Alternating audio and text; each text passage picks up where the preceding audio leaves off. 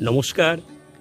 স্বাধীর ছাদ বাগানের 3 মিনিটের শর্টকাট টিপসে আপনাদের প্রত্যেককে আরও একবার স্বাগত। হ্যাঁ বন্ধুরা, মধুমালতী বা মাধবীলতা ফুলের গাছ, অনেকেই এই গাছের নামকরণ নিয়ে বিভিন্ন রকম মত পোষণ করেন। অনেকে বলেন মধুমালতী ফুল গাছ এরকম সাদা রঙের ফুল দেয়, অনেকে বলে সেই ফুলের রং এরকম লাল হয়ে যায়। আমি বলি দুটো গাছই প্রায় সমধর্মী। দেখুন, আমার ছাদ বাগানের এই গাছে কি সুন্দর ফুল ফুলে আছে।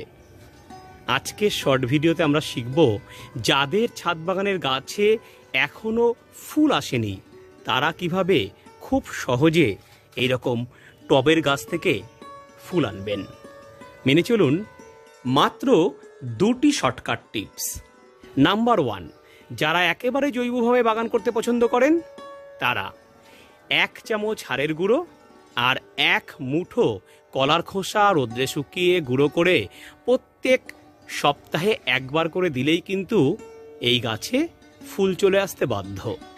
আর এটা দেবার পরেও যদি ফুল না আসে তাহলে আপনারা এইরকম সর্ষের দানার মতো দেখতে, অনেকটা ডিএপি দানাও বলতে পারেন, এটার নাম হচ্ছে বায়ো পটাশ। আর বায়োফসফেটকে দেখতেও ঠিক একই রকম।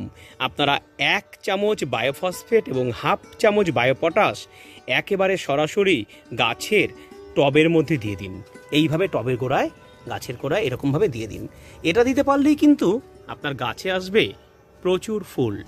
যারা জৈব খাবার না দিয়ে রাসায়নিক খাবার দিতে চান তারা এনপিকে 05234 5 গ্রাম 1 লিটার জলে গুলে সমস্ত গাছে স্প্রে করে দিন খুব সুন্দরভাবে।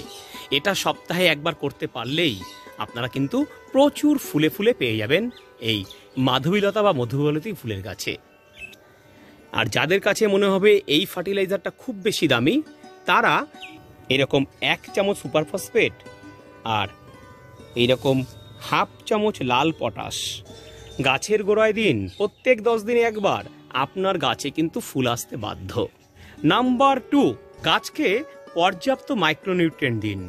এই কম্বিকল মাইক্রোনিউট্রিয়েন্ট 10 ইঞ্চি টব হলে 20খানা দানা এবং 20 ইঞ্চি টব হলে 40টা দানা বা 1/2 চামচ গাছের গোড়ায় দিয়ে দিন।